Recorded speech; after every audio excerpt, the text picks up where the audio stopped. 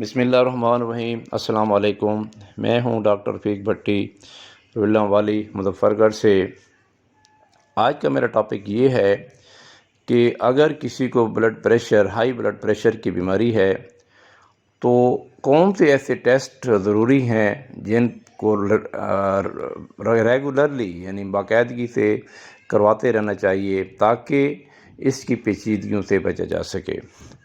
تو ناظرین، جیسا کہ آپ کو معلوم ہے کہ نارمل بلڈ پریشر 120/80 ہوتا ہے۔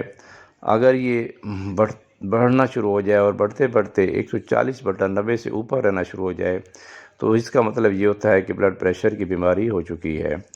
تو اس صورت میں ادویات کا باقاعدگی سے استعمال کرنا چاہیے اور ڈاکٹر کی ہدایات پر عمل کرنا چاہیے، ورنہ پیچیدگیاں بڑھ جانے کا خطرہ ہوتا ہے۔ تو اس کے علاوہ کچھ ایسے ٹیسٹ ہیں جو ریگولرلی کرواتے رہنا چاہیے تاکہ پتہ چل سکے کہ کہیں بلڈ پریشر زیادہ ہونے کی وجہ سے جو اس کی پیچیدگیاں ہیں وہ تو نہیں ہو رہی ہیں۔ تو ان میں سب سے پہلے یہ ہے کہ گردے کے فیل ہونے کا خطرہ ہوتا ہے، تو اس کے ٹیسٹ ہیں جس کو رینل فنکشن ٹیسٹ کہتے ہیں، تو وہ اگر وقتاً فوقتاً کرواتے رہیں تو اندازہ ہوتا رہتا ہے کہ گردہ صحیح کام کر رہا ہے یا نہیں کر رہا ہے۔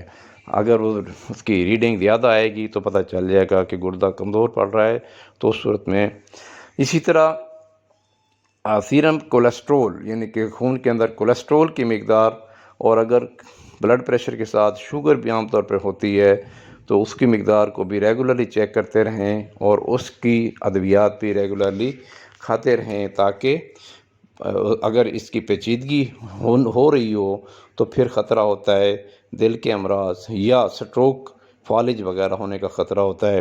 اس صورت میں یہ ٹیسٹ ہوتے رہیں تو پتہ چل جاتا ہے، انسان بر وقت اقدام کر سکتا ہے۔ اسی طرح نظر کا باقاعدہ چیک اپ ہوتا رہے تاکہ دید اگر کمزور ہو رہی ہے تو اس کا بھی بر وقت پتہ چل سکے تاکہ اس کے مطابق اس پہ اقدامات کیے جا سکے۔